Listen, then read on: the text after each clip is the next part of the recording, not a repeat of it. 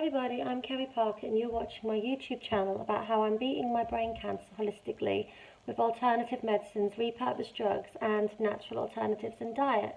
So my first cancer, my brain tumour, was removed. It was about that big. It was removed 7 years ago.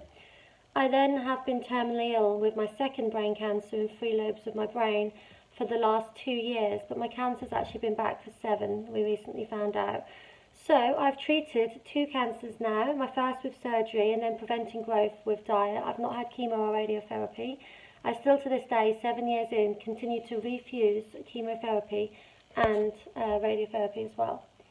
So today I want to talk to you about how cancer spreads, how it metastasizes around the body. Brain tumours can often be a secondary cancer from something else, your lungs, your liver. Obviously it can go from your liver to your lymph nodes. It's quite common. A lot of people die, and I've had family members die of lymph node cancer, which is spread from somewhere else. My granddad had 3 or 4 brain tumours. 1 was primary and 3 were secondary from his lungs.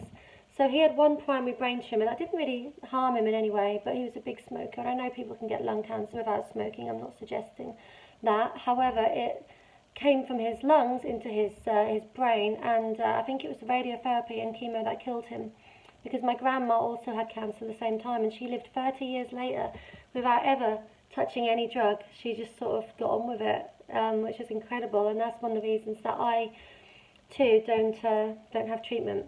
And I want to talk to you today about how to stop this cancer spreading from the metastasis. I can't even say it, metastasis, sorry, I've got it written down over here, metastasis. My brain doesn't work sometimes, obviously. And how to use these foods as either a preventer of cancer or to stop the cancer growing. Because this angiogenesis is where the tumour will reach the size that it can grow to on its own. Excuse me. But it will need to continue to grow. So when it does this, the tumour cell excretes a protein to stimulate the blood vessels around it. And as you know with the MRI, what they do is they inject contrast, a metallic contrast, into our veins, travels up through the blood-brain barrier, and it's a sugar contrast. So as the tumour grabs it from the blood vessels, it then shows as like a radioactive in your brain, the flare, the T2 flare signal, which shows where the cancer's active. So now my tumour in December got active again, which we saw from the flare, and now we know that's because I cleared the cancer too fast, so that dead cancer cells, the original tumour was grabbing it back as nutrients. But how this angiogenesis happens is these blood vessels then feed the tumour with oxygen and nutrients, allowing it to enlarge, and then it allows it to spread. So new cancer colonies are going to spread about the body. It might spread to the brain, it might spread to the liver. It normally spreads to major organs, the lymph nodes, and so on. So, this is what the metastasis, you know what I mean. My brain sometimes, it does not like to give me words. I've even written it, metastasis. I hope that's right. If not, just don't shoot me, because my brain. So, I've got my little list here, which shows which is less or more for the angiogenesis. So it talks about common drugs, and cancer drugs are actually very much at the bottom of this list, showing that they do not really stop the cancer from growing. But the things that are at the very, very top of this list are, so things you want to have more of to stop this metastasis, to stop that word from happening, to stop the cancer growth in the body, basically. And yes, I'm not a doctor, and these are layman's terms, and I'm still getting a bit confused, but don't judge me too much.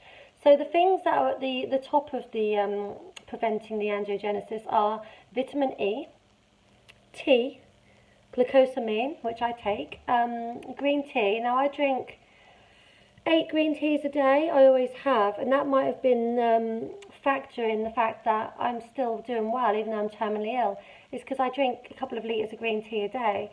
Now, they say 3 or 4 cups of green tea a day is best for you, because if not, it can actually stop vitamin absorption. I think it's iron absorption that it stops, which obviously can lead to you becoming anemic. So you are supposed to have your green tea with lemon, and that does something to do it to stop the iron from not being absorbed. So a little tip for you there.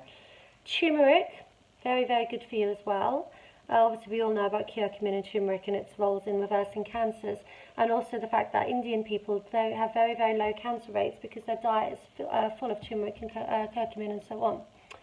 Lavender is very, very good. Citrus fruits, red grapes, garlic. I cook everything in garlic. I stink. Soy. So I'm actually making the switch from many meats to soy alternatives. I've got a lot of vegan meats that I'm now trying at the moment to have more soy. I have soy protein shakes instead of dairy and so on, because dairy and meat, even though I don't avoid it, I'm not a vegan, it's still not great for cancer. So I do try and limit that. Berries are really, really good. Parsley, that's really good. So try adding that to your foods, fresh parsley, and soy extract, which obviously goes along with the soy. Now, with the soy, you do want to. Sorry, my dog's burping. This is such a professional video. So with the soy, you do want to find a non-GMO soy, no genetically modified, which in the UK we mostly have non-GMO. However, in America, I think you do have to choose non-GMO foods. So make sure you start filling your diet with so much more of these. If you don't have cancer, I cannot recommend them enough, because everything, the green tea, the citrus fruits, the grapes and so on, not green, berries and so on, they can not just have like anti-cancer properties, but they have so many antioxidants as well. That's going to protect you from things like the coronavirus, the flu, colds. It's just going to give you a real good immune system when you have anything with vitamins A, C and E in. So look out for A, C and E in your vitamins, and vitamin E especially. Start dosing with that if you want to help cure your cancer, help stop your cancer from spreading to different areas of the body, and also just to help fight infections. If you're having chemo, your immunity is going to be very, very low. Now, my oncologist, I said to her, if I have chemo, can I boost my white blood count with natural alternatives, vitamins, antioxidants and so on? And she said, no, you can't. However, I qualified as a nutritionist, and I know from boosting my own immunity, I've not had a flu jab in 7 years. And I was that kid that had everything: chronic fatigue, ME, fibromyalgia. If there was a cold or flu, I would get it. And in 7 years, I've had no colds, no flu, nothing, and I've been completely well. And I put that down to my antioxidants. So as a nutritionist, I do very, very much believe that we can supplement and have good diet and build our immunity even through chemotherapy as well. So I hope that helps. I hope you can ignore my misuse of my words.